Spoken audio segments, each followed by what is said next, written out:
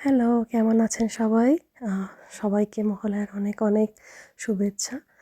সবার মহালয়া আশা করি খুব ভালো কেটেছেন। সবাই মহালয়া দেখেছেন, এনজয় করেছেন।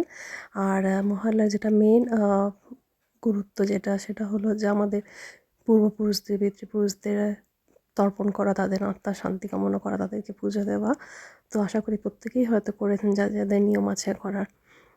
তো যাই হোক, শারদীয়া শুরু হয়ে গেল। সবার এবার আনন্দানন্দ, একটা উৎসব ব্যাপার চারিদিকে। আমাদেরও কালকে আমার মেয়ের পরীক্ষা ছিল। সেটা এতদিন ধরে, এত মাস ধরে যে সমস্ত প্রেশার সে সমস্ত যাই হোক কালকে ওভারকাম হলো। পরীক্ষা দিয়ে তারপরে আমরা সোজা চলে গেছিলাম, একটা আমাদের বার্থডে পার্টি ইনভিটেশন ছিল সেখানে।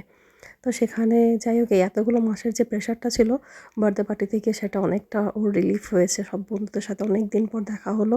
খুব খেলেছে, এনজয় করেছে, খাওয়া দাওয়া করেছে, খুব মস্তি করেছে। তার সাথে সাথে আমাদেরও একটা খুব বিশাল রিলিফের জায়গা ছিল ওটা।